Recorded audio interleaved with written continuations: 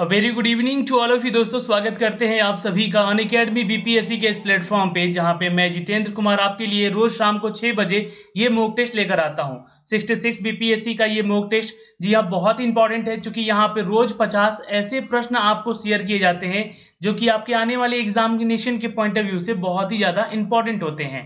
तो यहाँ से आप हमारे साथ जुड़ सकते हैं इस एग्जामिनेशन की तैयारी में। दोस्तों चैनल पे नए हैं तो प्लीज चैनल को सब्सक्राइब कीजिए बेल आइकन दबा के, ताकि हर एक वीडियो का नोटिफिकेशन आप तक सबसे पहले हमारे चैनल के माध्यम से आपको जा सके। तो चलिए लगाते हैं सेट को। और सुबह के 4 बजे आपको करंट अफेयर का भी सिनारियो दिया जा रहा है, तो वो वीडियो भी देखना बिल्कुल ना भूलेंगे। ये जो कि आपको डेली बेसिस के ऊपर करंट अफेयर दिया जा रहा है अभी फिलहाल, और आपको एंड ऑफ मंथ में मंथली जो करंट अफेयर बनता है, यानी कि पूरे एक महीने का, वो जी हाँ यहाँ पे आपको जो पीडी होती है प्रतियोगिता दर्पण, उसको फॉलो किया जा रहा है, जहाँ पे आपको मंथली ये करंट अफेयर दिए जाते हैं। 50 प्रश्न से भी ज़्यादा प्रश्न होते हैं वहाँ पे करंट अफेयर में। और यहाँ पे इसके अलावा दोस्तों एक स्टैटिक जीके का वीडियो अभी जल्द आने वाला है आप लोग के लिए, जो कि हर एग्जाम के पॉइंट ऑफ व्यू से इंपॉर्टेंट होता है। अगर आप ईएसआई या एसआई की तैयारी कर रहे हैं तो भी आप इस वीडियो को देख सकते हैं, ठीक है। खैर चलिए लगाते हैं आज का ये सेट, जो कि सेट नंबर है 23। जी हाँ, अब हमारे साथ जुड़िए और जाके सारे प्लेलिस्ट में वीडियोस को एक एक करके देख सकते हैं, सारे क्वेश्चन आपके आंसर भी दे सकते हैं। दोस्तों आज का पहला प्रश्न आपके सामने ये रहा। चलिए आज का पहला प्रश्न थोड़ा सा न्यूमेरिकल है यहाँ पे, और साइंस से ही शुरुआत हुई है, तो यहाँ पे आंसर जल्दी से कीजिएगा। 10 मीटर पर सेकेंड स्क्वायर के समान त्वरण से चलने वाले किसी भी पिंड का प्रारंभिक वेग 10 मीटर पर सेकेंड है। देखिए यहाँ पे जो आपका कंटेंट दिया गया है वो आपका एक्सक्लेरेशन दिया गया है दोस्तों, 10 मीटर पर सेकेंड स्क्वायर। ओके, और जो प्रारंभिक चाल यानी कि यू क्या है आपके पास यहाँ पे, तो 10 मीटर पर सेकेंड है। तो टाइम कितना लग रहा है यहाँ पे, 10 सेकेंड का लग रहा है सर। तो यहाँ पे क्या बोला गया है कि आप बताएं यहाँ पे कि समान त्वरण से चलने वाले किसी पिंड का प्रारंभिक वेग 10 मीटर है, तो पिंड द्वारा 10 सेकेंड में तय की गई दूरी है ना, डिस्टेंस आपको पता करना है। तो अगर आप लोगों ने डिस्टेंस का फॉर्मूला जरूर पढ़ा होगा, है ना, यूटी, जी हाँ, UT plus half eighty square, ये फॉर्मूला होता है, आप सभी को पता है, इसको आप नोट कर लीजिएगा, UT plus half eighty square. अब इस पे आप सारे फॉर्मूलेस को यहाँ पे जो वैल्यूज हैं इनको पुट कर दीजिए। 10 दिया हुआ है प्रारंभिक वेग, प्लस हाफ इंटू एक्सलेरेशन भी आपका 10 मीटर पर सेकेंड स्क्वायर दिया गया है, और 10 का स्क्वायर कर दीजिएगा जो कि आपका समय दिया गया है। इसको जब आप सॉल्व करेंगे तो आपका आंसर आ जाएगा दोस्तों 600। ठीक है, आप इसको कैलकुलेट कर लीजिएगा, आंसर यहाँ पे डी हो जाएगा। नेक्स्ट क्वेश्चन पे चलते हैं दोस्तों। क्वेश्चन नंबर 2 भी देखिए, यहाँ पे साइंस से है लेकिन ये भी आपका जुड़ा हुआ है। जी हाँ, तो आंसर करेंगे 128 फीट पर सेकेंड। जी हाँ, 128 फीट है ये, फीट पर सेकेंड के वेग से ऊपर की ओर फेंकी गई वस्तु कितने समय में वापस आ जाएगी। तो यहाँ पे समय पूछा गया है, तो देखिए यहाँ पे प्रारंभिक वेग क्या हो जाएगा। देखिए प्रारंभिक वेग जो हो जाएगा जिस समय आप फेंक रहे हैं, तो 128 फीट पर सेकेंड की वेग से, जी हाँ, ऊपर की ओर फेंकी गई, तो यहाँ पे u आपका 128 ही हो जाएगा। ठीक है, 128 ये फीट पर सेकेंड हो जाएगा आपका प्रारंभिक वेग। ओके, यहाँ पे ग्रेविटेशन के अगर फॉर्मूला लगेगा, क्योंकि देखिए ग्रेविटेशन के चलते ये नीचे आता है, तो करीब इसमें दोस्तों यहाँ पे बताया गया है कि 32 फीट पर सेकेंड हो जाएगा, फीट पर सेकेंड स्क्वायर हो जाएगा ये आपका ग्रेविटेशन जी। ठीक है, और v जो है दोस्तों यहाँ पे क्या हो जाएगा, 0 हो जाएगा, क्योंकि एक जब समय से आप फेंकेंगे और जिस पोजीशन पे जाके ये वस्तु रुकेगी, है ना, वहां से जब नीचे आना शुरू होगा, तो ये जो पोजीशन पर रुका जहां पे, वहीं पे इसका जो फाइनल जो वेग होगा यानी कि गति जो होगा वो 0 हो जाएगा वहां पे। और टाइम हमें पता करना यहाँ पे, है ना, तो ये आपको इतना सारा चीज यहाँ पे दिया गया है। अब यहाँ से आपको क्या निकाल लेना है, तो भी निकाल लेना है। भी इजिकल टू क्या होता है, u माइनस जी टी होता है, आप सभी को पता है। ठीक है, जैसा कि, और यहाँ पे पुट कर दीजिएगा इस फॉर्मूले पे, तो 128 माइनस 32 गुने टी, है ना, और ये 0 है इधर। और इस पूरे सेक्शन को अगर हम देखें यहाँ पे सॉल्व करेंगे, तो जो हमारा टी है ये आ जाएगा क्या दोस्तों, यहाँ पे टी कैलकुलेट करके निकालिए 125 बटे, है ना, 125 बटे 32 हो जाएगा। तो ये कैलकुलेशन इस तरह से बनेगा। ठीक है। GT होता है ना, तो G और T का एक साथ ये गुना है, ये इसके साथ माइनस नहीं है, ये कंप्लीट इसके साथ माइनस है। ठीक है, ये फॉर्मूले बैठा दिया हमने, तो T यहाँ से आप निकाल सकते हैं, भी जहाँ पे हमारा 0 है। तो इसको आप सॉल्व करेंगे तो आएगा आपका 4 सेकेंड। ठीक है, 4 सेकेंड आंसर ए हो जाएगा, नोट कर सकते हैं। सॉरी, यहाँ पे 4 सेकेंड आएगा, 4 ही तो आएगा ना। अच्छा, एक मिनट देखिए, 8 आएगा। कैसे आएगा, क्योंकि जो फेंका गया वस्तु है वो जब लौटेगा उधर से ना, जाने और आने का दोनों समय जोड़ना होगा, तो 4 सेकेंड और 4 सेकेंड है ना, जाने में और आने में भी तो समय लग रहा है ना, तो दोनों मिला के ये 8 सेकेंड हो जाएगा, तो आंसर बी हो जाएगा। सॉरी फॉर कैलकुलेशन यहाँ पे। ठीक है, चलिए नेक्स्ट क्वेश्चन पे चलते हैं। चलिए क्वेश्चन अब थोड़ा सा यहाँ पे क्वेश्चन आर करते हैं। प्लावकता किस पर निर्भर करती है, ये भी साइंस का क्वेश्चन है दोस्तों, आंसर कीजिएगा जल्दी से। प्लावकता किस पर निर्भर करती है, बिल्कुल यहाँ पे आंसर कर सकते हैं दोस्तों, इट्स अ डी। जी हाँ, विस्थापित द्रव्य के द्रव्यमान पर ये निर्भर करती है सर। ठीक है, विस्थापित द्रव्य के द्रव्यमान पर प्लावकता निर्भर करती है, डिपेंडेंसी होती है इसकी। क्वेश्चन नंबर 4, सभी तरल पृष्ठ संकुचित होते हैं यदि, इस परिघटना का कारण क्या है, ये बताना। एक्चुअली तरल जो होते हैं, जो आपके है ना, सभी तरल, जो तरल के पृष्ठ जो होते हैं, यानी कि उसका जो ऊपरी सतह जो होता है वह संकुचित होते हैं। जी हाँ, उस किसके कारण होता है, तो याद रखिएगा पृष्ठीय तनाव के चलते। ठीक है, ये एक इंपॉर्टेंट है, क्वेश्चन आया हुआ है एग्जाम में, स्टार मार्क लगा सकते हैं। आइए क्वेश्चन नंबर 5 पे चलते हैं। देखिए थोड़ा ज्योग्राफी का क्वेश्चन आया है यहाँ पे। नील नदी के तट पर कौन सा नगर बसा हुआ है, नील नदी के तट पर दोस्तों बसा हुआ है, इट्स ई।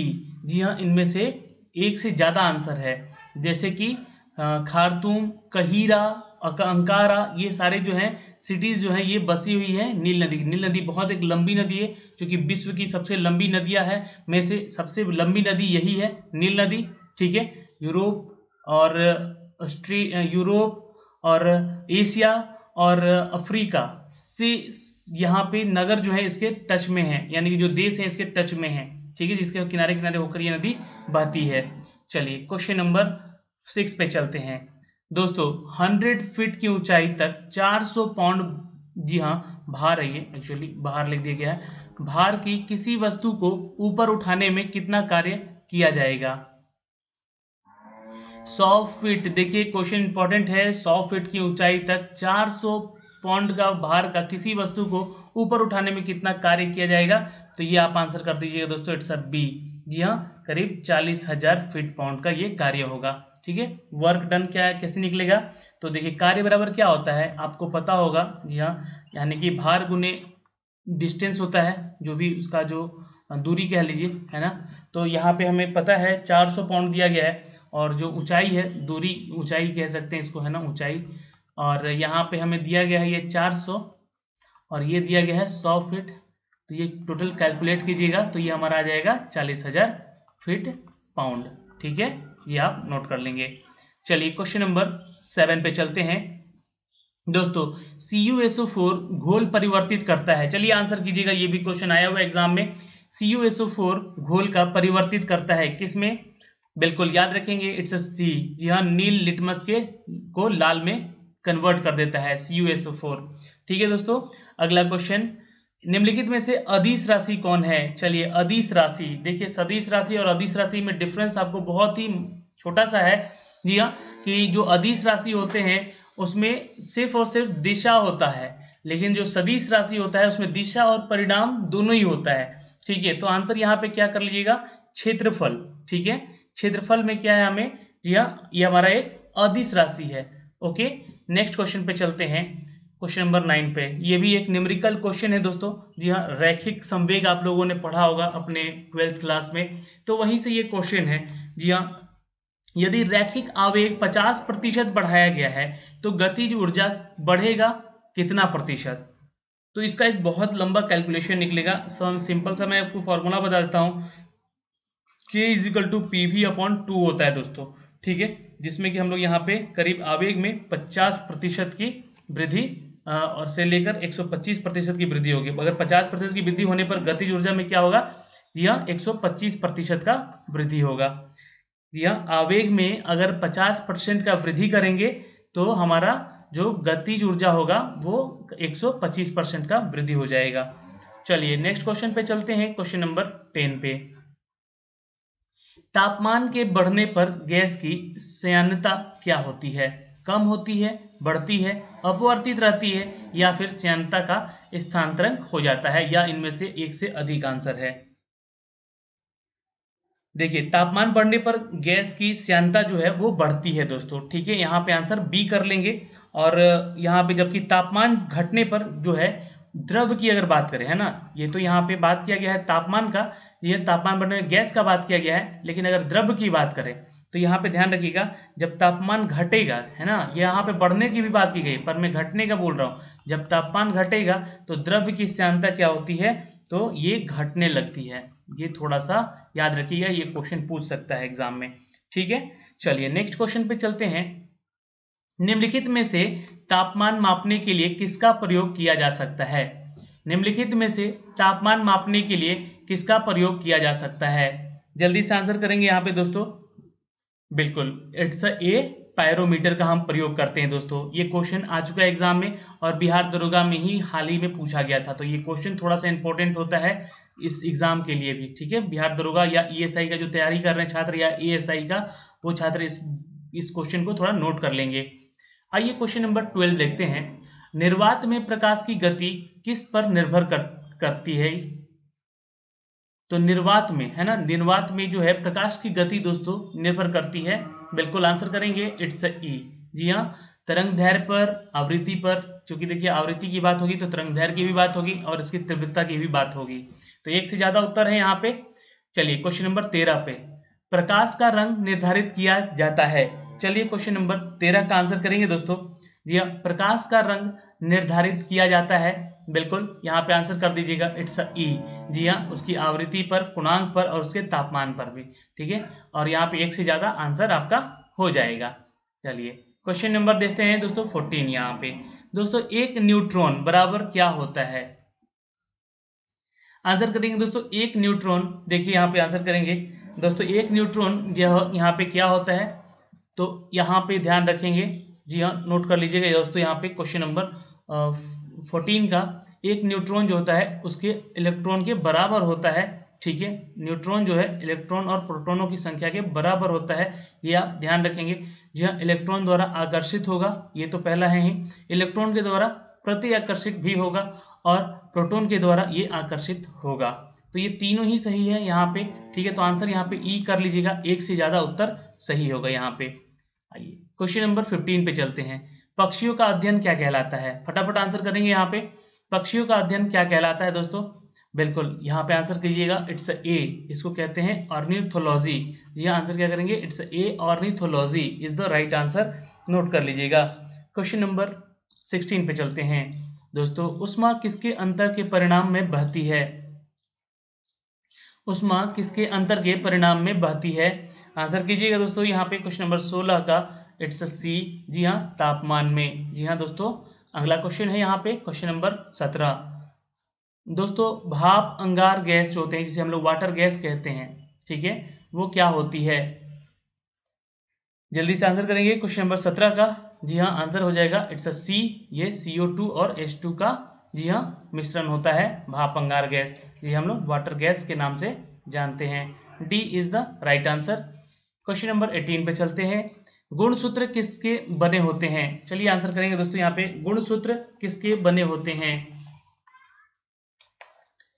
जी हाँ, बिल्कुल उत्तर करेंगे यहाँ पे, क्वेश्चन नंबर आंसर डी हो जाएगा, DNA और प्रोटीन से बनते हैं गुणसूत्र, ठीक है।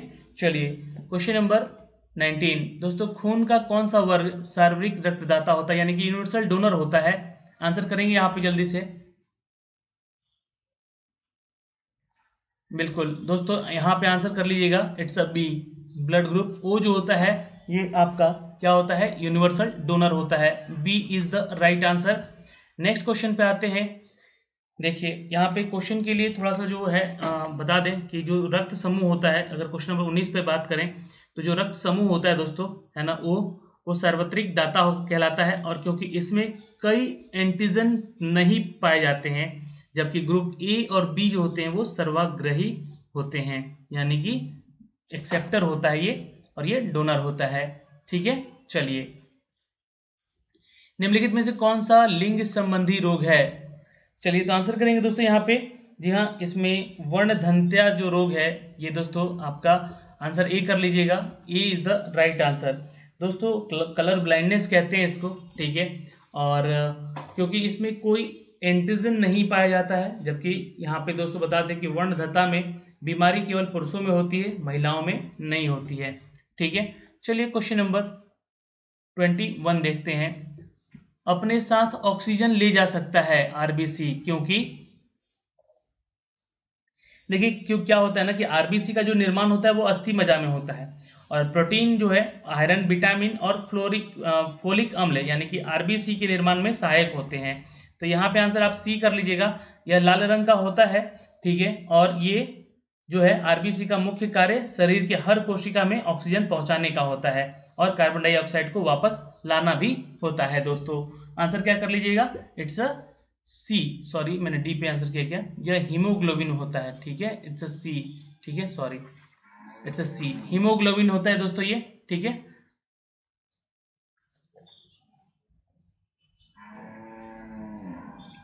चलिए क्वेश्चन नंबर 22 पे चलते हैं। रक्त वाहिकाएं जो कि गिर्द से शरीर के विभिन्न अंगों में रक्त पहुंचाती है, क्या कहलाती है दोस्तों? बिल्कुल आंसर कीजिएगा। इट्स ए, वो धमनियां कहलाती हैं। नोट कर लीजिएगा, क्या कहलाती हैं? तो धमनियां कहलाती हैं। धमनियों के जरिए ही आपके जितने भी शरीर में जो है वो खून पहुंचाने का कार्य हमारे धमनियों के द्वारा होता है। क्वेश्चन नंबर 23, भोजन का मुख्य कार्य क्या है? भोजन का मुख्य कार्य क्या है? आंसर करेंगे यहाँ पे नीचे कमेंट बॉक्स में। बिल्कुल, जिनका उत्तर आ रहा है दोस्तों सी, यानी कि शक्ति देना is the right answer. Note कर सकते हैं। जी हाँ, भोजन से हमें शक्ति मिलती है और ऊर्जा मिलती है।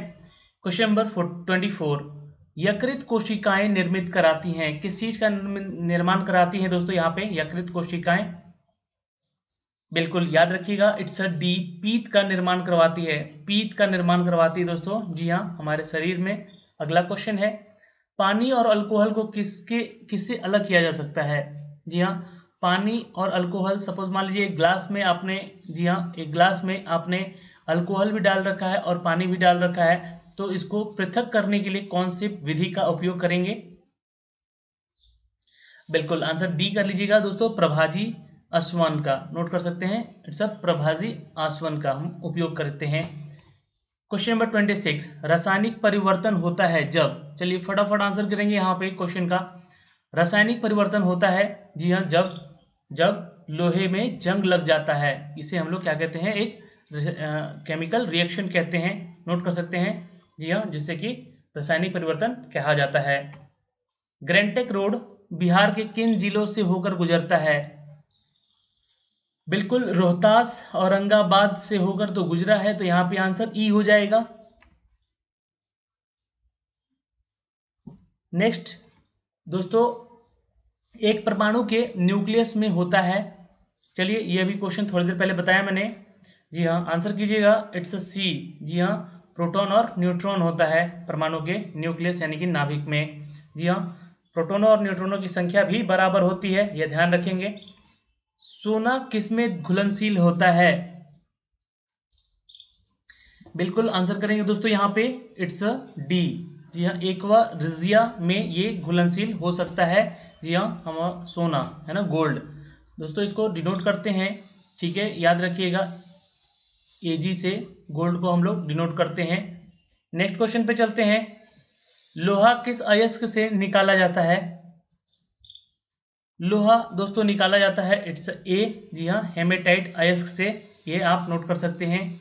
चलिए दोस्तों क्वेश्चन नंबर 31 पे चलते हैं। डिटर्जेंट होता है, क्या होता है डिटर्जेंट? बिल्कुल याद रखेंगे यहाँ पे दोस्तों, इट्स अ डी, ये एक स्वच्छता कारक होता है, ये आप नोट कर सकते हैं। ये डिटर्जेंट क्या होता है? तो स्वच्छता कारक होता है, यानी कि साफ सफाई करने का एक जरिया है। घरेलू सामान्य नमक होता है, तो ये क्वेश्चन देखिए बीपीएससी में ही पूछा गया है, जी हाँ दोस्तों, और ये क्वेश्चन इंपॉर्टेंट है, इसलिए आंसर यहाँ पे कीजिएगा, इट्स अ बी।